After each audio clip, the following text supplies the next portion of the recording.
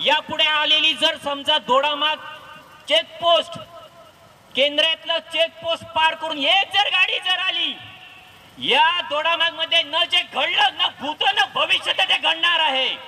आम्ही आवाहन करतोय, विनंती करतोय पोलीस खात्याला, एक गाडी जर चेकपोस्ट वरून जर सुटली गेली तर ती गाडी राहणार नाहीये गोमातेची.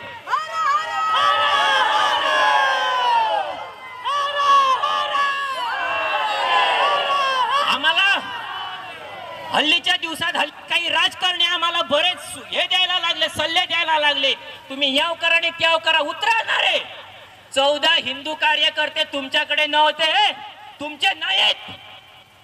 हिंदूंच्या रक्षणासाठी तुमच्याकडे जबाबदारी नाही, भाषण टोकताय तर इथे नो. यापुढे हिंदूंना सल्ल्याची गरज नाही तुमच्या राजकारण्यांची, तुमच्या चारण्याचे मेंबर नाही आहोत आम्ही.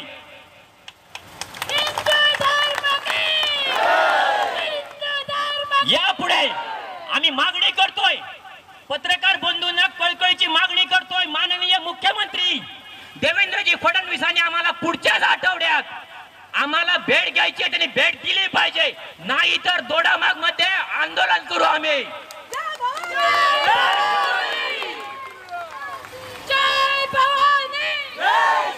राजकारण्यांच्या जीवावर आम्ही आतापर्यंत हिंदुत्वाचं काम केलेलं नाहीये.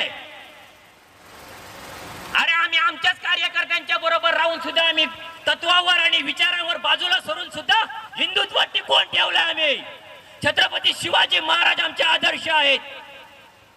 इथं जे सगळे जे अनेक वेगवेगळ्या संघटनांचे कार्यकर्ते आज 4-5 दिवस झालेत, या मुलांच्या पाठीशी 16 दिवस राहिलेत. अनेक कार्यकर्ते आहेत, कदाचित ते भाजपचे मेंबर असतील, पण ते माझा चेतन माझा भाऊ लागतो, वैभव माझा भाऊ लागतो, दीपक माझा भाऊ लागतोय म्हणून उभे राहिलेत.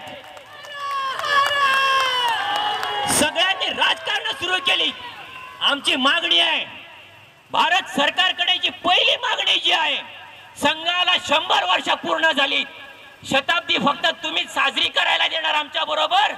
अरे आमच्या पदरात माता भगिनी तुमच्याकडे आता भेट तरी मागतात रे, गोमातेला राष्ट्रमाता म्हणून घोषित करा आणि भारत सरकारने ती केली पाहिजे, ही आमची रास्त मागणी आहे.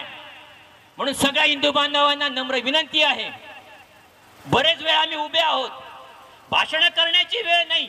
16 जण सुटतील आणि 16 जणांचा यथेच्छ सत्कार होतील दोडामार्ग मध्ये. या 16 जणांच्या पाठीशी हिंदू रक्षा महासमितीत आम्ही आवाहन करतो सगळ्या गोव्यातल्या आणि महाराष्ट्रातल्या सगळ्या संघटनांना सामील व्हा.